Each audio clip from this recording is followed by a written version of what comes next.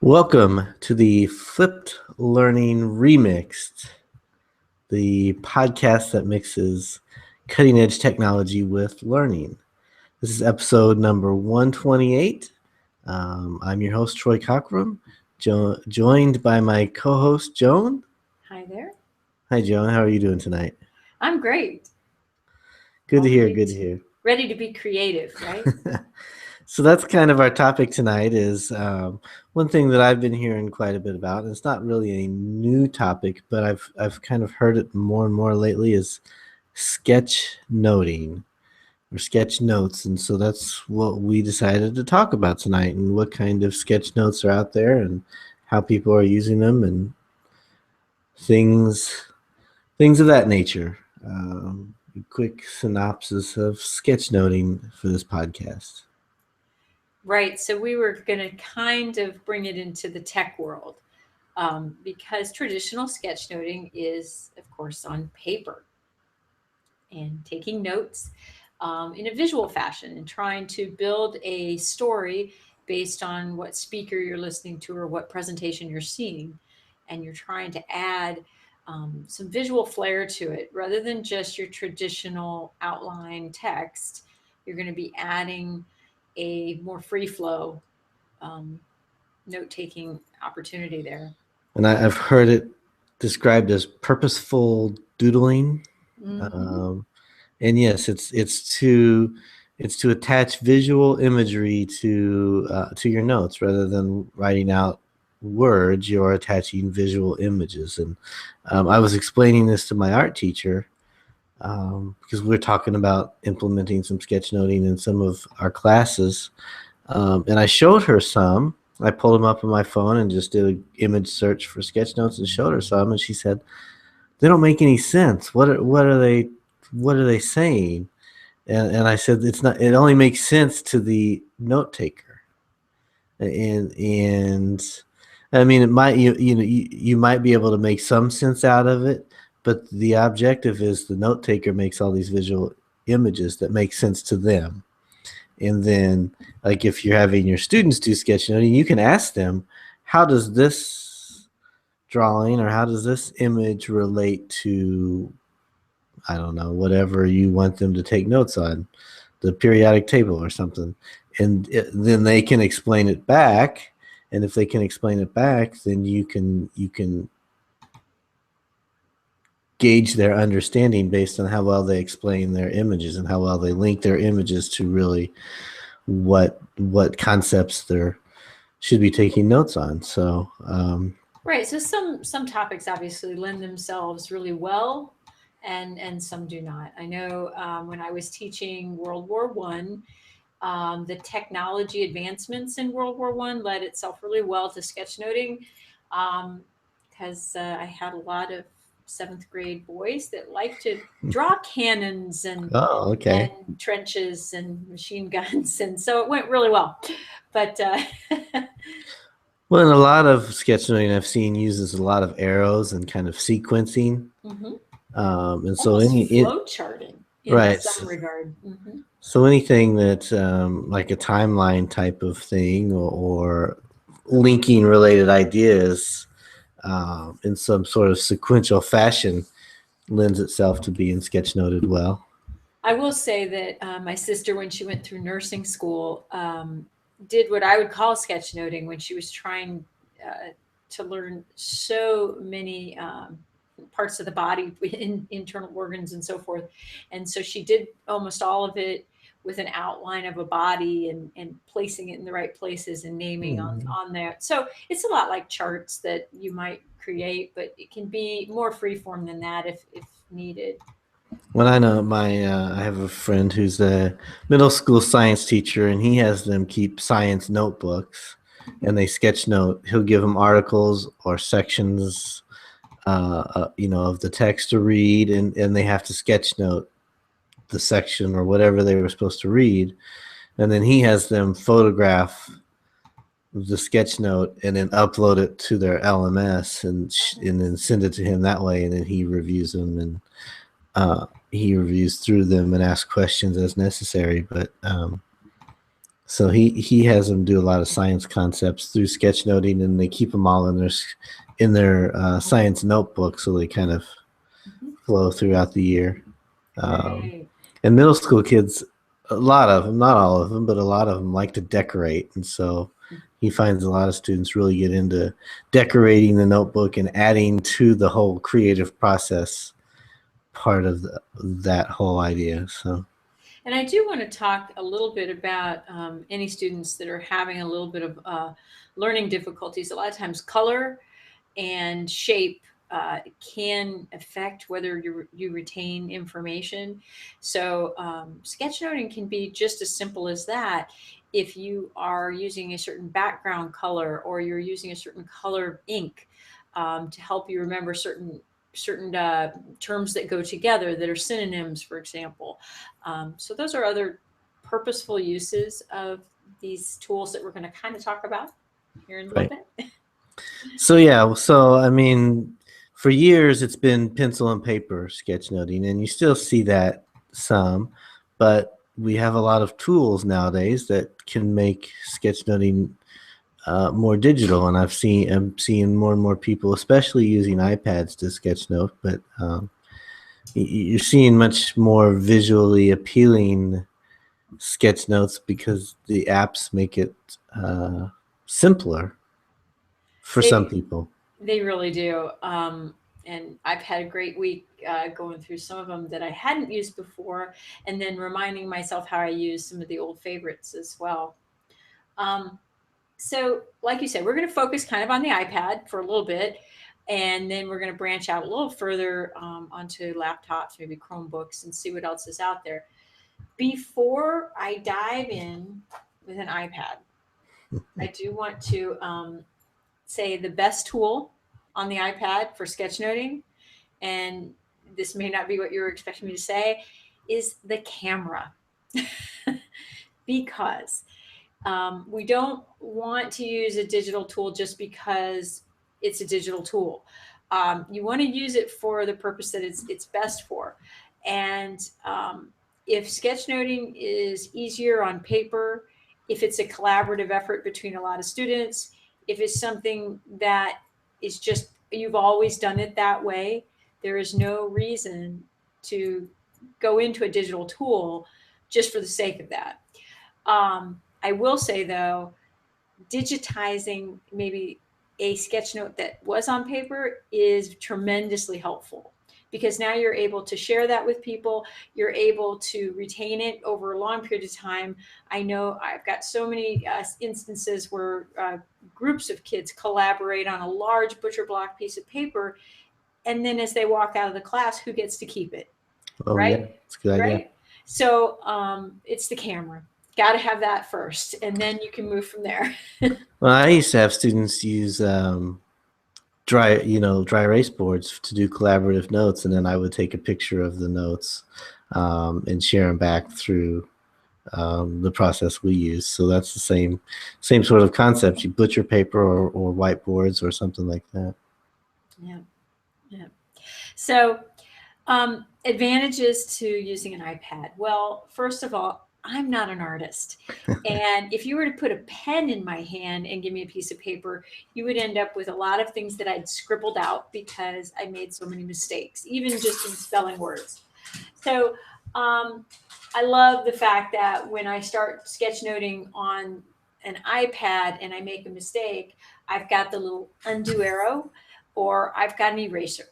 So my first one is one that I've used for many years. Well, let me preface this.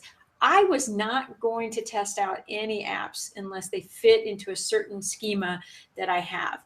One is our school is a Google Apps school and our storage is Google Drive. I needed an easy way to get my notes to Google Drive. So I did look through several apps that did not connect to Google Drive at all. And I tried, how do I get the notes there? And by the time it became too cumbersome to do, I said no. So that was one expectation I had. The other one is cost. I really was trying to keep the app either free or below $2 in order to make it usable in the schools or for students to Hmm. afford. So my first one that I'm looking at right now is Notability, And I will tell you, it's probably my favorite note-taking app that integrates with Google Drive, because it does have automatic backup storage with Google Drive once you connect. Um, Notability is nice in that it's very traditional as far as being your 8.5 by 11 style paper. You can add as many pages to something as you'd like. Um, you can bring in a variety of different images.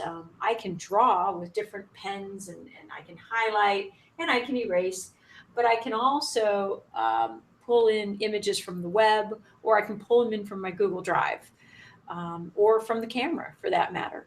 So, as an example, group of kids could be collaborating on something. You take a photo of it, and then you go home, or you further reflect individually by adding to the notes yourself.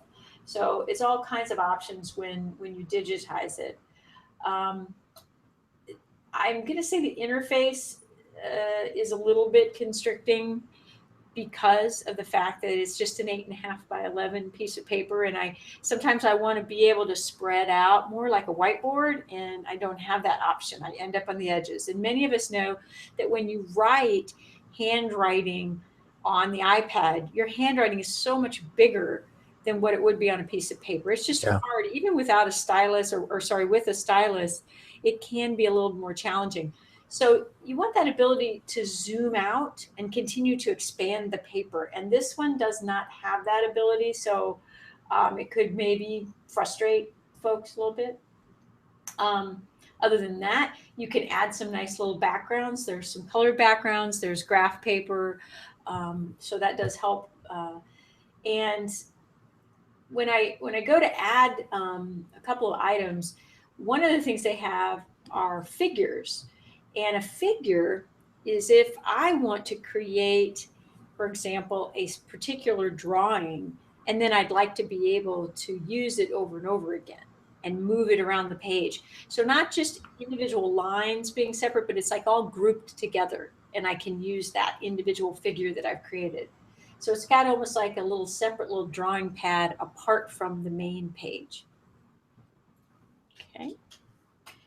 That one is Notability. And that is free, by the way. Well, oh, excuse me, it's 99 cents. Close, close. The next one is free. It's called Notes HD. And Notes HD is very simplistic. All right. You basically have pen with 6 shades, and that is probably about all you get. With this app, there are in app purchases. And if you want to have different brushes or different fonts, or the ability to do calligraphy, every little piece of that is an in app purchase. So I was able to, make some drawings, sketch some things, do some arrows, very conveniently, and it was simple. But as soon as I got beyond that, I wanted to import a picture. And I thought, this is great. I can import directly from my camera or from Google Drive. And then I imported the picture, and a pop up came up, and it says, if you want that picture to be saved, you have to buy the in app purchase. So when I closed that note, the picture disappeared. And I was very disappointed. So it's going to be a matter of choosing which pieces of that app are really vital if you want to use this for sketchnoting. And that one's called Notes HD. And the last one I want to basically say is probably the king, and it's called ZoomNotes Lite. And ZoomNotes Lite is free, and it has amazing features in it. Again, it connects to Google Drive, but it also can insert multiple pictures at a time from either your camera roll or from online. It'll insert maps. It can do screen grabs. It just goes on and on. It'll import PDFs if you'd like it to. You can save things, tag them, so that you have a variety of ways of searching through your notes. Lots and lots of features here, with one little caveat. it really is a different environment to work in. I found myself not even being able to learn how to scroll right away. Hmm. But when it comes with full documentation and a little tutorial, and I think if you were to use it on a regular basis, it would be simple after a while. But when I was first faced with all the different features, it was a lot. The one feature I really like is like the expanding surface. It has no boundaries. And if I zoom out, I can just keep getting more and more and more and more space. And now here's the puncher. It has the ability to present like Prezi. Oh, wow. Yes. So when you put it in presentation mode, it will move around your notes Huh. to different sections. And it's got the ability to do sub pages. You can present, and so that it would do just like Prezi. When you go to one place, then you could zoom to another. So it has this really rich environment that is multi-layered, and I think teachers might really enjoy using it and then trying to introduce it to students. So I would definitely take a look at any of those. ZoomNotes Lite was the last one, and I also mentioned Notability and Notes HD. What is, I'm looking at ZoomNotes right now. Mhm. Says for business people, teachers, students, and anyone who is serious about taking notes or sketching on their iPad or iPhone. Mhm. You know the price of it if you wanted the more than the light version? I can't tell. Yeah, there's a pro version, and I have found a couple of in-app purchases as well here. I did not buy them, but the pro version, sorry, I don't have that up right now, but I did see it. Sorry. Um, remember it being a few dollars, and I wasn't sure exactly how much. Hmm. I'm Let me not see if finding I it can on the find it. website. Yeah, find it in the web store because there is a pro. Um, Because sometimes, I mean, well, unless you're installing it on uh, hundreds of iPads, um, it is $5.99. that's a fairly expensive It's app. steep. It's steep when if you were thinking of using the pro version. I found that the light version had so much to offer. I wouldn't have even bothered. I'm sure at some point, you know, there'd be a reason why you'd want to move forward with the pro version, but you'd want to use the light version for a while to see if that's really what you were looking Yeah, for. yeah. Um, it just is amazing because it will even import Word, Excel, and PowerPoint documents. Um, and I was amazed at the ability to mask in images. I mean, it's even a photo editor in its own right. So lots and lots of abilities to do things with that Zoom Notes. I would definitely just load it the free version just to play around with it. So I am searching for, because I use Google Keep a lot for just typing up notes. The only thing I've found is Sketch for Keep, but and it's an Android app, but it's fairly rudimentary. I didn't try it on an Android tablet. It might work better on an Android tablet. On an Android phone, the screen's just too small to really take good notes, sketch notes. Have you seen anything for a Chromebook or a laptop device that might work well for sketchnoting? So what I did just a week or two ago, I decided I would give our old bamboos another try. We have these Wycom bamboo tablets that we purchased for our math teachers, and I wanted to try them on a Chromebook. So I plugged it in, and it was quite easy to use Google Draw with the bamboo because you've got the pen, you've got the stylus, and you're able to actually lay your hand down like you would naturally write. So Google Draw becomes a lot easier than it is trying to use a mouse or a touchpad. Hmm. And that helps. I'm still thinking Google Draw is still a little bit not quite as smooth as I would like it to be. So, still working on a Chromebook. I went online and I found a online interface called Sketch.io. And Sketch.io has basically every kind of tool you would want. And it also even provides little icons and imagery that you can just use like stamps. Um, and this one, you can export it. So, of course, on a Chromebook, you're going to export to your drive, and you're able to export it in a variety of formats. They've got JPEG, but they also have PDF and PNG, so that you can save it right there in Drive and still be able to open it and view it there. So my idea is, yes, you work in an online environment, you stay that way. And Mm-hmm. if you add something like either a touch screen, or perhaps if you happen to have a tablet interface, then you've got it made, because there's a lot online. That was just one, the Sketch.io. There's several places to draw online. And for those who don't know, when you mentioned Google Draw, that's a tool inside Google Apps or Google Docs. It's a, I would say, a very underused tool. I rarely meet someone who uses it, Right.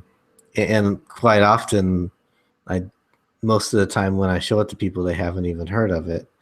And it is a tool inside Google Docs that lets you do some basic drawing and put in shapes and different things like that, and then it puts it inside the Google Docs. So that's also, just as an aside, one way to layer text over an image inside a Google Doc is to do it in the drawing tool. Mhm. Um, If you're teaching and you want them to do webs, mind maps, Google Draw is awesome for that, and it works well. Um, it depends how artistic you want it to look. so, do you use a? I know you mentioned the bamboo tablet, but do you use a stylus as well when you use, like, say, an iPad? I have a stylus. I tend not to use them, and I don't know why. I see other folks that'll even go to meetings and they're writing away and drawing, and I just haven't gone that route. But I know a lot of folks like it. I'm not a big stylus user myself, and I'm not sure exactly why, but I was just going to give a tip to our listeners that last year, my fifth grade math teacher, she asked for like 30 stylus or styli, I guess.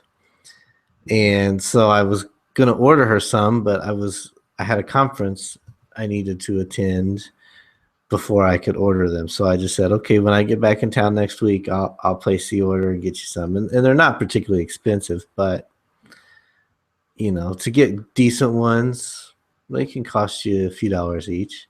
Mhm. And I was at this conference and I was roaming the exhibition hall, and people started offering me styli with their company name on it, and it hit me. I can just go around and collect 25 or 30 of these. And so I just went back to school and dropped 30 styli on her desk, and all different companies, but they all work just fine. Because we have iPads, and she wanted the kids to be able to use them when they did math problems and things like that.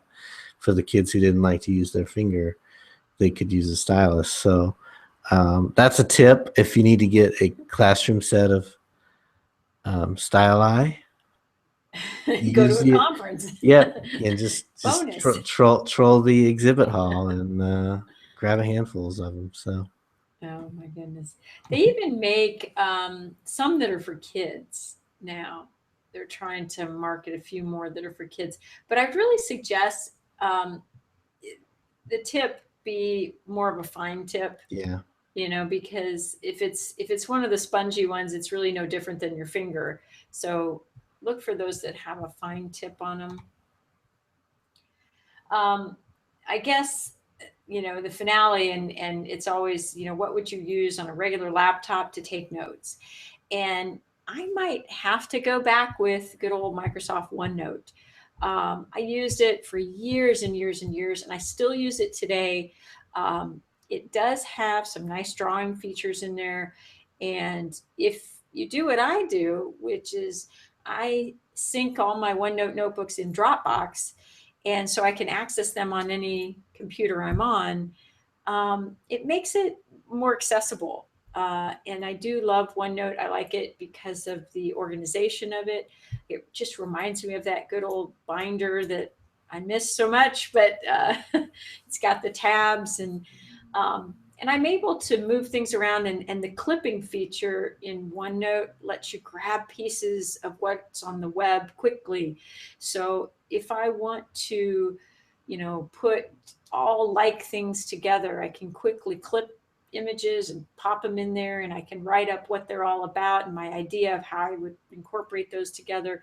I just feel like it's fast and it does what it's advertised that it does. Some of these other note taking apps and software just really don't quite get to the point of OneNote. And I guess with 2013 and some of the new OneDrive options, you're really able to share and collaborate more with OneNote and Microsoft, and it's just getting there. I know it's not ideal always on an iPad to use that, but if you have a traditional laptop Windows base, that may be the answer. So yeah, so sketchnoting seems to be good, in this world or age where we're trying to encourage our students to be more creative, where we're trying to implement technology more. Sketchnoting is a good way to not only help them learn to take better notes, but also to help them be more creative and implement technology. And I do feel like we do often teach note taking, but this is a whole new way of doing it that might bring out certain kids' talents, as it were, and the way that they think, and you'll learn a lot about them that way. Absolutely. Well, Joan, I think that's a wrap for this show.